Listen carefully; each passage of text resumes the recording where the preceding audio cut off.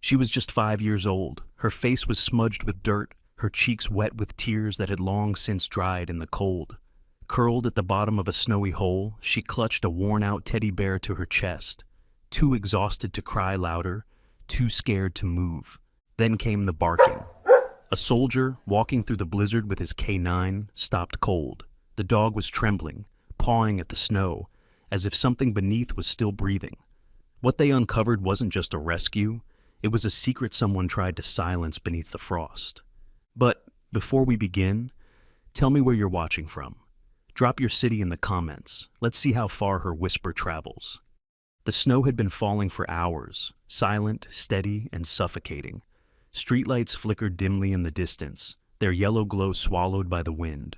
On the outskirts of the mountain town of Snow Ridge, the night was colder than memory, sharper than regret. Eli Walker walked the trail behind the old cemetery, a place no one visited after dark. For him, it was habit. Routine was the only thing that kept the echoes at bay. He didn't sleep much, not since the deployment, not since the war, not since his world cracked. Each night, he walked with Bruno, hoping the cold might numb the restlessness clawing at his chest. Eli was 42, tall and broad-shouldered, with a rigid posture that never fully relaxed. His olive-green parka was dusted with snow, his scarf pulled tight over his unshaven jaw. Beneath the layers, a body trained for survival moved with quiet purpose. His face bore deep lines, some from age, more from pain.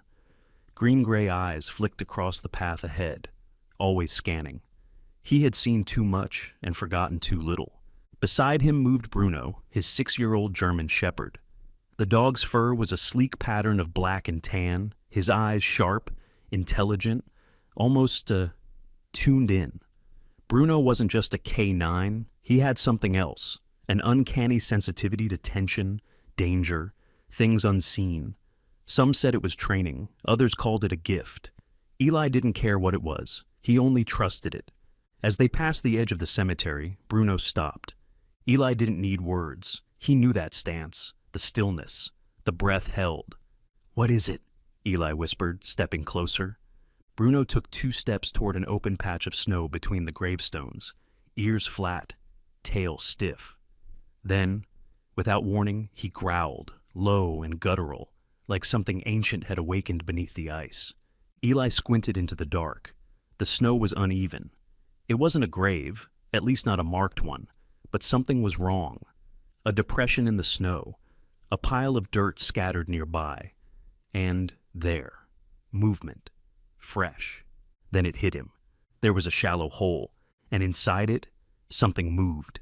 Eli rushed forward, heart hammering, hands already pulling off his gloves. He dropped to his knees beside the pit. The snow had been scooped out hastily, the soil beneath loose and dark against the white. Inside the hole, nearly 3 feet deep, lay a small girl curled in on herself, her body half covered by a thin blanket. Her arms clutched a tattered teddy bear to her chest, and her breath came in quick, frightened gasps. Snow clung to her hair and lashes. Dirt smudged her cheeks. She was alive. Eli reached down slowly, voice barely more than a whisper. Hey, it's okay now. I've got you." The girl didn't respond. She just stared, wide-eyed, mute, frozen not by the cold, but by something deeper. Fear. Then Bruno barked, loud and sudden. Eli whipped his head around. In the distance behind the tree line, a shadow disappeared into the woods. Someone had been here, recently. Eli didn't chase, not with the girl still in the hole, not in this storm. He climbed down carefully, lifting her into his arms. She was small, maybe 5. Her coat was too thin, pink at the hem and torn, boots missing. Her fingers were raw from cold. Bruno circled them, still growling low. His eyes were locked on the forest. "Let's go," Eli muttered, pulling the girl close. "We've got her now." The girl trembled in his arms, but her hand tightened around his coat. That simple gesture, barely more than a squeeze, tore something open in Eli's chest. He hadn't felt that kind of trust in years. They moved quickly, snow swallowing their footprints as fast as they made them. Bruno kept glancing back, ears high, as if expecting someone or something to follow. Eli reached the edge of the cemetery and turned back for one last look. There were fresh tracks beside the grave, only one set. The bastard had nearly finished the job. If they had arrived even 5 minutes later, he swallowed hard, the taste of metal rising in his throat. Back at the cabin, he laid the girl on the couch near the wood stove. The fire was low but warm, casting flickers of orange across her pale skin. He wrapped her in every blanket he had, gently pressing a mug of warm broth to her lips. She sipped slowly, eyes never leaving Bruno. The dog lay beside her now, head resting on his paws, gaze alert. "Bruno's the reason you're here," Eli said softly. "He heard you. He always hears what others miss." The girl blinked, then whispered, barely audible, more breath than sound. "He scared the bad man away." Eli froze. Bruno lifted his head. The girl looked between them and pulled her teddy bear tighter. "I wasn't supposed to cry," he said. "No one would hear me." Eli's jaw clenched. Well, he was wrong.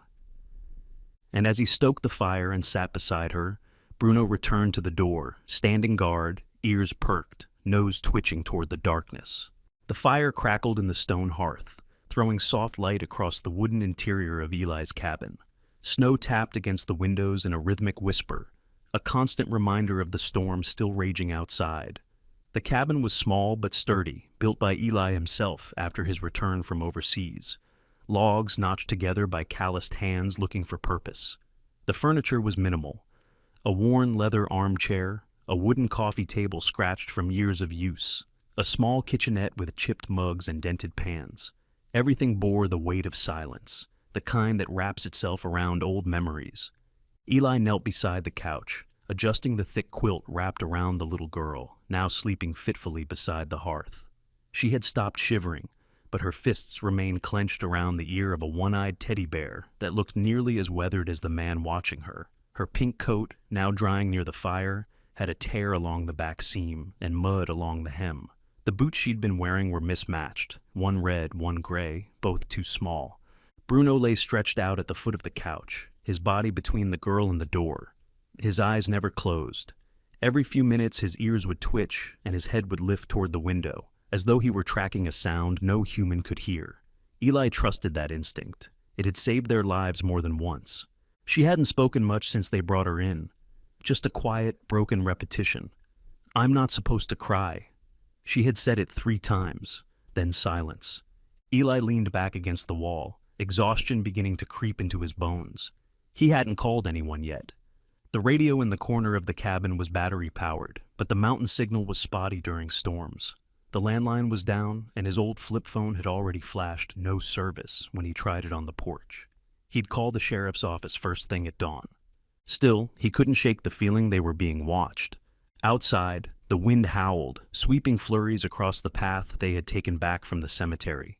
He had noticed something just before they reached the cabin, a faint indentation in the snow, quickly disappearing beneath fresh layers. It looked like a boot print, large, deep. He hadn't told the girl. She didn't need to know that part. Instead, he watched over her now, mind wandering back through time. There had been another child once, a daughter, not born into the world, but buried in his thoughts. The war had cost him more than blood. It had cost him his future. And now this girl, nameless, half-buried in snow, clinging to a threadbare bear, was somehow reopening everything he'd tried to seal shut. She stirred. Eli leaned forward, her eyes fluttered open. Pale blue, almost translucent. She blinked up at him, expression unreadable. "What's your name, sweetheart?" he asked, voice softened. The girl's lips trembled. She held the teddy closer to her chest. "Maya," she whispered, then paused. "His name is Buttons." Eli exhaled slowly, nodding. "That's a good name." She didn't respond, just looked over at Bruno, who gave a gentle huff of breath, tail thudding once against the floor. "Was it you?" Maya asked suddenly, eyes still on the dog. "Did you find me?" Bruno lifted his head fully, ears up. "Yeah," Eli said quietly. "He heard you. He got to you just in time." Maya looked down, eyes filling, but no tears fell. Instead, she said it again, softer this time. "I wasn't supposed to cry." "Who told you that?" She didn't answer. Eli didn't push. Not yet. Instead, he stood and moved toward the radio, turning the dial until static gave way to the faint voice of a weather reporter. Heavy snowfall continues across Pine County, and all adjacent mountain routes are now closed. Emergency services are limited. Residents advised to shelter in place. Perfect. He turned it off and turned back toward Maya. She had curled up again, eyes closed, teddy bear clutched like a lifeline. Bruno stood and padded toward the front door. He sniffed near the crack between the bottom of the door and the floor, then let out a low growl, barely audible but unmistakable. Eli's spine stiffened. He crossed the room quietly, grabbed the flashlight hanging by the coat rack, and opened the door just wide enough to step outside. The cold bit into him immediately. He swept the beam across the snow. There, just past the porch, were faint depressions in the snow. Not animal. Human. One set. Large. Headed away from the cabin, disappearing into the trees. He stepped back inside, bolted the door, and leaned his forehead against the wood. Whoever had put Maya in that hole had followed them. Or maybe they never left. He turned to Bruno, who was now standing still, tail low, body tense. "We're not done yet, are we?" he muttered. The dog didn't answer. He didn't need to. Morning was still hours away. The morning sun never truly rose in Snow Ridge, at least not during January. It only bled through the clouds like a pale bruise across the sky. Eli Walker stood at the edge of the tree line behind his cabin, boots crunching over hardened snow, flashlight in hand, though dawn had technically broken. The boot prints he had seen the night before were now all but gone, softened and obscured by the relentless snowfall, like someone trying to erase a story before it could be told. Bruno padded beside him, nose low to the ground, body tense. The dog hadn't barked since last night, but the way his fur bristled along his shoulders told Eli all he needed to know. The danger hadn't passed. It had only gone quiet. Back inside, Maya sat at the wooden kitchen table, legs swinging just above the floor. She was wearing a pair of Eli's old wool socks that reached her knees and a faded flannel shirt that dwarfed her frame. Her cheeks were still flushed from the cold, but her eyes, those impossibly pale eyes, held more awareness now. She didn't flinch when Eli approached, didn't pull away when Bruno nudged her arm with his nose.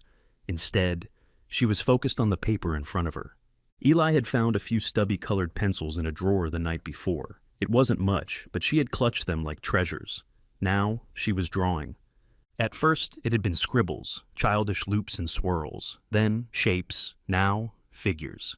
Eli poured himself black coffee into a dented tin mug and sat across from her. "What are you drawing, Maya?" She didn't speak, just continued coloring. Her hand was small and trembling, but steady enough to sketch. Bruno sat beside her like a statue, eyes flicking between her and the page. Finally, she pushed the paper toward Eli. It was a drawing of a man, crude like any 5-year-old might make, but unmistakable in its intention. The man was tall, with big boots and stick-like arms. On his head was a cap, rounded, not pointed. In one hand, he held a long object that could only be a shovel. In the other, something rectangular. A bag? A box? Maya pointed to it and said softly, "That's the man who said I had to be quiet." Eli stared at the drawing. His stomach turned. He looked at Maya, then at Bruno. The dog growled, a deep, vibrating sound that started low in his chest and didn't stop until Eli placed a calming hand on his back. "Did you see his face?" Eli asked gently. Maya shook her head. He had glasses, and he wore gloves. "Did he say anything else to you?" She paused, biting her lower lip. "He said Mommy had to go far away, and I wasn't allowed to cry. He said if I was good, I could go too." Eli's grip tightened around the mug until his knuckles whitened. "You saw him take your mom?" Maya nodded slowly. She didn't want to go. She screamed. He got mad. Eli exhaled, forcing himself to stay composed. "And then what happened?" "He told me to get in the car, but I didn't. I ran. Then I was in the dark place." Eli reached for the radio again. Static. Then a voice, weak, but clearer than before. The storm was breaking.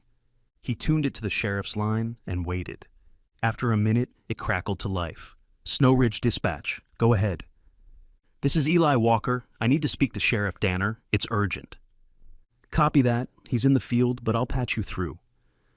A pause, then, "Walker, Danner here. You found the girl?" "She's with me, alive.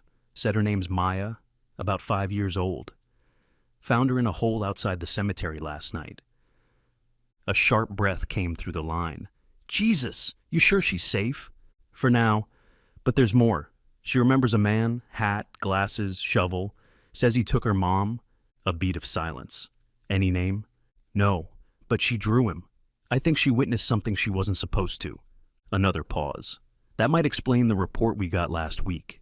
A neighbor near Pine Ridge Elementary said they saw a dark van parked too long out front. Thought it was maintenance, until they realized it was the third time that week. Eli's jaw clenched. She went to school there? Could be. I'll check enrollment. You keeping her safe? She's warm, fed. But whoever did this was outside my cabin last night. I'll send someone, but with the roads iced, it'll take a few hours. Eli looked toward the door. Bruno was still staring at it. I'll hold down the fort. After hanging up, Eli returned to Maya. She was drawing again. This time, a house, a red roof, a tree, a stick-figure dog with pointy ears. That your house? He asked. She nodded. But it's not red. I just wanted it to be. Do you remember where it is? She pointed out the window toward the east. We live past the hill, with the mailbox that looks like a cat. Eli made a mental note. He would go there, but not yet. Not without backup. Bruno suddenly stood and padded toward the back door. He sniffed once, then barked, twice. Quick.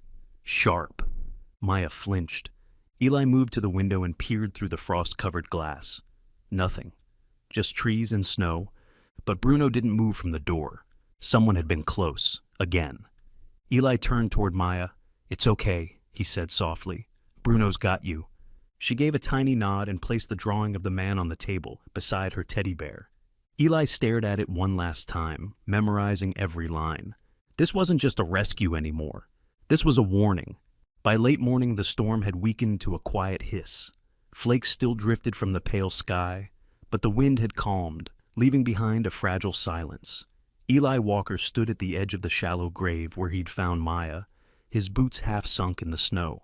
The area had been cordoned off with thin blue police tape, fluttering weakly against a crooked fence post, and 2 sheriff's deputies worked nearby, carefully brushing back snow with gloved hands. One of them, a broad-shouldered man with thick sideburns and a permanent scowl, was Detective Arlo Finch. In his late 50s, Finch had the kind of face that seemed built from granite. Square jaw, bristled gray stubble, deep crow's feet. He wore a green parka with the sheriff's star stitched into the sleeve, and his voice, when he spoke, always sounded like gravel being crushed under a boot. "This the exact spot?" he asked, glancing up at Eli, who stood with his hands deep in his coat pockets. "Yeah," Eli replied. "Bruno picked it out. Dug half of it before I realized what he'd found." Finch grunted, then nodded toward the younger deputy beside him, a wiry man in his early 30s named Roy Carson. Roy had freckles across his nose and always seemed slightly too eager, like a bloodhound still learning the scent. "Get photos of the fabric," Finch instructed. Roy crouched beside the small, crumpled piece of red wool, partially buried in snow. Finch reached down, tugged it loose, and examined it. "Scarf," he muttered. "Definitely men's. Looks like it tore during a struggle. There's blood." Eli stepped forward. "Bruno's." Finch raised an eyebrow. "You sure?" "He bit someone that night. I saw it in his posture. He didn't get there fast enough to stop it, but he got there fast enough to leave a mark." Finch nodded slowly, then turned toward the tree line. "Whoever it was didn't have time to finish the job. That's the only reason the girl's still breathing," Roy called out from a few feet away. "I got something." The deputy waved them over to a set of faint indentations leading away from the site. "These prints are longer than standard boots," Roy said. "Deep toe marks. Someone was running. But there's this weird track alongside them." Finch knelt and brushed away snow to reveal 2 long parallel lines. "Sled runners. Narrow ones. That's not a snowmobile." "Homemade pull sled," Eli offered. "I've seen people in these woods use them to haul wood or gear. Quiet. Doesn't leave much of a trail." Finch grunted again. He dragged something out with him, or came in pulling it. Either way, he didn't expect the dog. As they marked the tracks for photos, Bruno stood a few feet away, his body tense. He sniffed the air and growled, low, deliberate. Eli followed the dog's gaze to the trailhead where a white truck had just pulled up. The driver's door opened, and a man in a navy jumpsuit stepped out. He was in his 40s, lanky, with thinning brown hair and deep-set hazel eyes. His name tag read Neil, and the logo on his jacket was for Northern Utility and Electric. "Morning," Neil said, brushing snow from his sleeves. "Heard you had some kind of emergency. Figured I'd check the lines. Town lost power last night across 3 grids." Eli didn't move. Bruno growled louder. Finch approached, eyeing the man up and down. "You get dispatched here?" Neil shook his head. "No, ma'am, at the diner said something went down near the cemetery. Figured I'd check while I was close." Finch crossed his arms. "We didn't put out any public calls." Neil hesitated, just trying to help. Bruno took a step forward, teeth bared slightly, fur along his back raised. Eli narrowed his eyes. Bruno doesn't usually react unless he remembers a scent. Neil took a cautious step back. "Maybe I scared him?" Eli shook his head. "He's trained for worse. You ever work near Pine Ridge Elementary?" Neil's jaw tightened. "Maybe. I handle a lot of schools. Not sure I remember." Finch nodded slowly. "Well, let's be sure. Roy, run his plates and get a record of his routes for the last 3 weeks." Neil forced a smile. "That necessary?" "It is now," Finch replied. "You can wait by your truck." As Neil walked off, Bruno continued watching him like a predator in tall grass. Finch leaned toward Eli. "That your dog's usual reaction to strangers?" "Not unless they have given him a reason." Back at the hole, Roy returned with a small Ziploc bag. Inside was a folded paper, a scrap of receipt paper, half frozen. He handed it to Finch. "From a gas station 2 towns over. Date matches the day before the storm. Name on the card was blacked out, but there's part of a vehicle registration number." Finch gave a rare smile. "Let's get it to the lab." Eli turned to Bruno. "Let's get Maya home." As they walked away, Maya's voice echoed in his mind. "He said if I was good, I could go too." Eli tightened his grip on the scarf in his coat pocket. This wasn't over, but at least now they had something to chase. The sun had risen behind a veil of clouds, casting a gray light across the snow-blanketed forest. The air was crisp, silent, the kind of stillness that made every breath feel like an intrusion.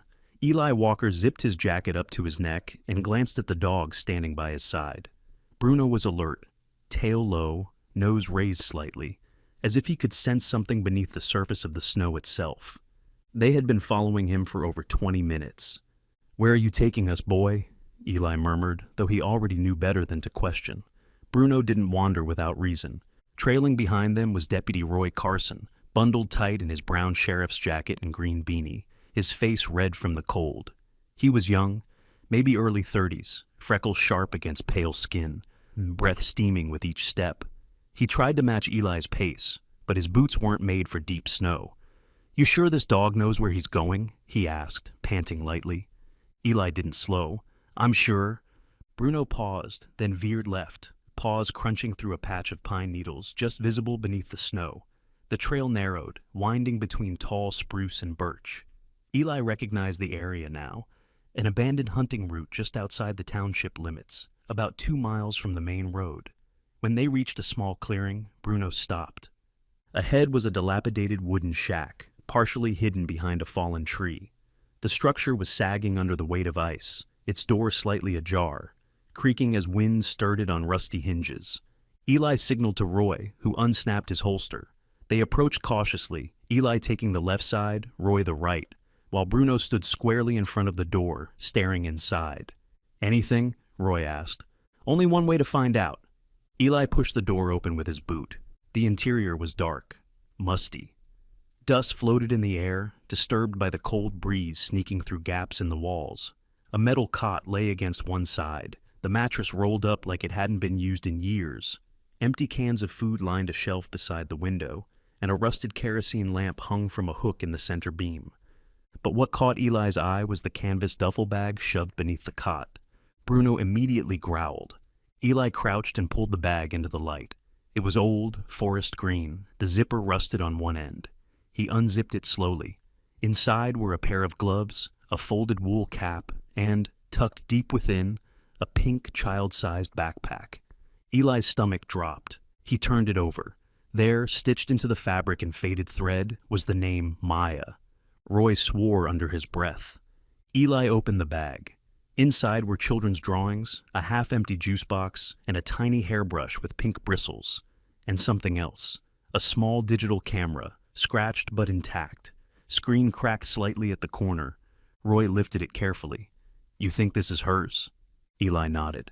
"Let's find out." They returned to the truck parked just outside the forest. Roy connected the camera to a portable reader on his laptop. After a few moments, the screen flickered and displayed a series of thumbnails. Eli leaned over, eyes narrowing. The first few images were typical. Photos of trees, a blurry shot of Maya's feet, a close-up of a squirrel. But then came the faces. A smiling woman with long auburn hair and warm brown eyes, mid-30s, slim build, in a blue winter coat. Maya's mother, Eli assumed. Her arms were wrapped around Maya, both of them grinning in front of a wooden sign that read Snow Ridge Elementary, Winter Fair. The date stamp, 11 days ago. There were more photos, one of the woman shaking hands with a man in a school hallway, both of them standing beside a large banner that read Community Education Grant Award. Another of the woman holding an envelope. The final image was darker, taken through glass from a distance. It showed the same woman standing outside the school beside a man in a dark cap. His face turned slightly away. The resolution was low, but the tension in her posture was clear. She wasn't smiling. Roy leaned closer. "That man looks familiar." Eli said nothing.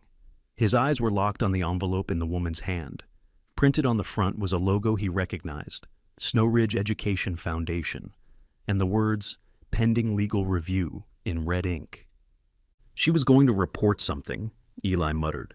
"Probably misused funds, embezzlement. Someone tried to shut her up." "And when that didn't work," Roy trailed off, eyes darting to the backpack, "they came after the kid." Eli's jaw tightened. But they didn't expect Bruno. Back at the cabin, Maya sat curled in Eli's oversized armchair, sipping warm broth. She looked up when they entered, her gaze falling immediately to the pink backpack in Eli's hands. She gasped, standing slowly. "That's mine!" Eli smiled gently. "We found it, Maya. Bruno helped." She hugged the backpack tightly, eyes shimmering with something between relief and grief. Roy knelt in front of her, his tone softer than usual. "Maya, do you know who took this from you?" She nodded slowly. "It was the man with the black gloves." Eli watched Bruno, who had returned to the door, nose pointed toward the wind again. He knew this wasn't over. But now they had a trail, and Bruno's eyes were locked on it. The morning began like a breath held too long.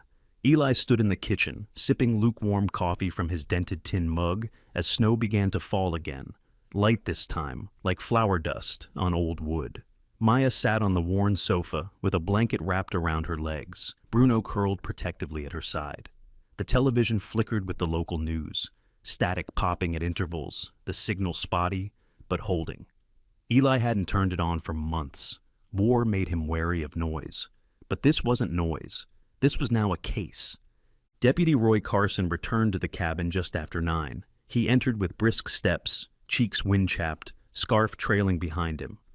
"Got something," he said, brushing snow off his jacket, confirmed through the Foundation's event files and the school's volunteer log. Eli raised an eyebrow. Roy dropped a manila folder on the table. Inside was a printed copy of the same photo from the digital camera, but now sharpened and enhanced. The man with the black cap had been identified. Kyle Benson, 46, former maintenance worker at Snow Ridge Elementary. Short, broad-shouldered, thinning gray hair, patchy beard, known for being quiet and keeping to himself. His file included a string of warnings: late arrivals, missing tools, unlogged building access.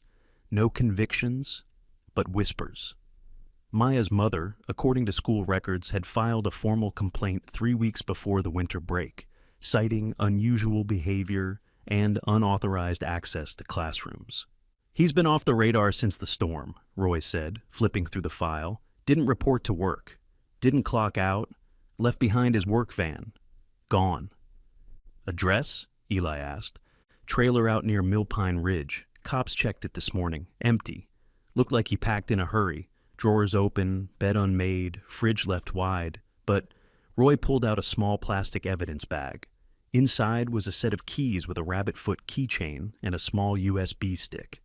"That from the camera?" Eli asked. "No, hidden in a coffee tin behind his sink." Eli turned toward the couch, where Maya was now peeking over the top of her blanket. Her eyes, no longer as hollow, watched him closely. Eli crossed the room and knelt beside her. "Maya, do you remember this man's name?" She nodded. "He was Mr. Benson. He fixed lights, but Mommy didn't like him." "Did he ever talk to you?" Maya hugged Bruno tighter. "He asked where we lived, and he looked in my backpack one time. I told Mommy. She got mad." Roy glanced toward the window. "He wasn't after the girl, not first. He was trying to shut the mom up. Maya just got too close." Eli stood, but he didn't expect Bruno. The dog, still beside Maya, wagged his tail once, but his ears were alert. He was listening. Roy handed Eli a page from the report. "Sheriff Danner issued the bolo this morning, statewide alert. Local truckers are already watching the highways. We think he's heading east, but the pass roads are still iced, might be lying low nearby." Eli turned the page. Kyle's mugshot stared back at him, a man with sallow skin, wide-set eyes, and a wary frown, like he was always waiting for something to go wrong. "He's the one," Maya whispered. "He took Mommy. He said he was going to make her go away." Bruno stood now, rigid, his gaze fixed on the TV. The local news had resumed, a reporter standing in front of the Snow Ridge courthouse, bundled in a blue coat, wind whipping around her mic. "And in an unrelated update," the reporter was saying, "local families will remember Kyle Benson from the Snow Ridge School District. Though uncharged, Benson was known to many as a quiet figure working behind the scenes." Bruno growled. Maya flinched at the sound. Eli placed a firm hand on the dog's neck. "Easy, boy." But the dog's posture was unmistakable. Recognition. "He knows the voice," Roy said softly, "or the name." Eli glanced toward the camera. So does Maya. As the day wore on, the snow slowed, replaced by a biting wind that swept across the fields behind the cabin. Inside, Maya became more vocal. She hummed when she drew, named her crayons one by one, and even helped Eli stir soup in a dented saucepan. She told Roy that her mom used to bake cookies every Saturday, that she wanted to be a nurse like her aunt, that she missed her pink shoes. That night, as the sky dimmed and the fire cracked with embers, Maya fell asleep on the couch, one arm around Bruno, the other gripping Buttons, her teddy bear. Eli watched them for a long time. Kyle Benson was still out there, but now he had a face, and Bruno had not forgotten it. The late afternoon sun pressed weakly through the clouds as the air carried a softness not felt in days. The storm had passed, leaving behind a landscape powdered with untouched snow, as if the world itself had been forgiven overnight. Inside the cabin, the hearth burned quietly, casting flickers of gold against the walls and wrapping everything in warmth. Maya sat cross-legged on the rug, humming softly as she organized her crayons in a rainbow row. Bruno lay beside her, one paw resting protectively over Buttons the teddy bear, his eyes half-lidded in peaceful vigil. Eli watched from the kitchen, arms crossed, a rare stillness in his chest. For the first time in what felt like weeks, Maya had laughed earlier, an honest, unguarded sound that filled the small room like sunlight. It wasn't loud, it wasn't long, but it was there. There was a knock at the door. It was gentle, hesitant. Eli stepped forward and opened it slowly. A woman stood on the porch, bundled in a navy coat with fur lining, her hair windblown and damp. She was tall, slender, with auburn hair pulled into a messy braid, and a face that looked like it hadn't known rest in days. Her skin was pale with a faint pink flush from the cold, her eyes wide and scanning the interior behind him. When she spoke, her voice was cracked and trembling. "I'm looking for Maya. I'm her mother. My name is Julia Hart." For a moment, Eli didn't speak. His mind caught up first, then his heart. Maya had frozen when she heard the voice, eyes darting toward the door. Crayon dropped from her hand. Then she ran. "Mommy!" Julia gasped as the little girl launched into her arms. She knelt in the snow, holding Maya against her like she might disappear again if she let go. "I thought you were gone," Maya whispered. "I tried to get home," Julia sobbed. "There was ice on the road. I crashed outside Lincoln. They took me to the hospital, but my phone was shattered. No one knew where Maya was. I didn't know if—" Her words dissolved into tears. Eli stepped back, letting them have the moment. Bruno padded forward, tail wagging once, then twice, before sitting beside them, head tilted as if recognizing the scent of reunion.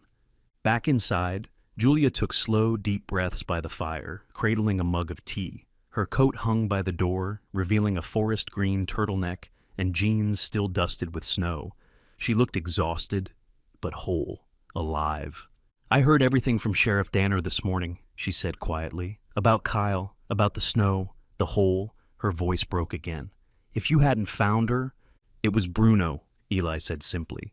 Julia turned to the dog and smiled through her tears. "Then thank you, Bruno." The German shepherd lifted his head from the floor, ears twitching. Maya, now curled between them, reached out and rested her hand on his paw. Julia exhaled, as if letting go of something that had been caged inside for too long. "I don't want to move her again, not yet. She's still coming back to herself." Eli nodded. "She's safe here. She eats, sleeps, talks more each day." Julia glanced around the room. Worn wood, soft light, the gentle crackle of fire. This place, it feels like it holds its breath for her. "I built it to forget," Eli murmured. "Turns out it's better for remembering." Julia looked at him. Her gaze lingered, not just in thanks, but in something softer, curious, human. "Do you think—" She hesitated, then continued. "Would it be all right if she stayed here a while longer? Maybe a few more days? I'd come visit, of course." Eli nodded. "You don't have to ask." Maya beamed and crawled back to her coloring book, humming again. That evening, they all had soup by the fire. Maya asked Julia to braid her hair like before, and Julia's fingers moved slowly, deliberately, through the strands. When she finished, Maya skipped to Eli and pointed at her braid, grinning. "She still remembers." Eli smiled, a small, quiet curve of his lips. Julia watched him for a long moment. "You saved my daughter," she said. Bruno lifted his head again. Eli shook his head gently. "She saved me too. So did he." Later that night, as Maya slept on the couch with Bruno curled at her side, Julia helped Eli wash the dishes. She moved carefully, with the deliberate grace of someone rebuilding from something broken. "She talks about you like you're her hero," Julia said. Eli dried a mug with a dish towel. "I'm not." "She laughs again," Julia whispered. "That's all the hero I need." He looked at her, truly looked, and for the first time in years, his chest didn't tighten at the nearness of someone else's pain. He felt open, anchored. Outside, the snow continued to fall, soft and silent. Inside, something new was growing. The last of the winter clung to the shadows, but the light was different now, softer, warmer. It carried the scent of thawing earth and distant pine, and with it came the murmur of spring. The snow was melting slowly in Snow Ridge, curling away from the trees like a blanket reluctantly lifted after a long slumber. Beneath the ice, the ground remembered how to breathe. Eli Walker stood on the small ridge behind his cabin, a shovel in one hand, the other resting on the handle of a weathered wagon. Inside it was a potted maple sapling, its thin branches still bare, but tipped with tiny red buds, ready to bloom. Behind him, footsteps crunched through the wet snow. Maya appeared first, cheeks flushed with the excitement of the morning. She wore a denim jacket a size too big, the sleeves rolled back, and her boots splashed through the shallow meltwater. Bruno trotted beside her, his tail swaying slowly, black and tan coat catching the sunlight. Julia followed last, her auburn hair tied into a braid, a knitted green scarf looped once around her neck, eyes alight with quiet joy. The trio made their way across the field, the wind brushing past them like a whisper. When they reached the spot, a small clearing just above the slope where Maya had once been found, Eli paused and rested the shovel upright in the soil. "This is the place," he said. Julia looked out over the clearing, her voice soft. "It's strange. It doesn't feel cold anymore."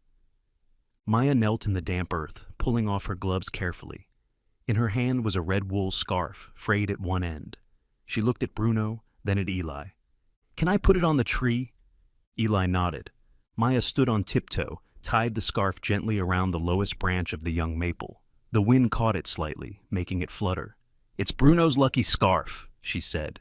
"It kept me warm, so now it'll keep the tree warm too." Eli cleared his throat, gripped the shovel, and began to dig. The ground was soft beneath the surface, pliable. Each scoop felt like shedding something old. Roy Carson had dropped by that morning to deliver the sapling, a gift from the community, along with a small plaque that would be placed nearby. No names, just one simple word: hope. As they worked, Maya chatted about her drawings, about Bruno's snoring, about a dream she had where he wore a superhero cape. Julia laughed and wiped her hands on her jeans, planting herself beside her daughter and helping press soil around the sapling's roots. When the tree was finally in place, Maya stepped back, muddy hands on her hips. "It looks small now," she said. "It'll grow," Eli replied. "So will we."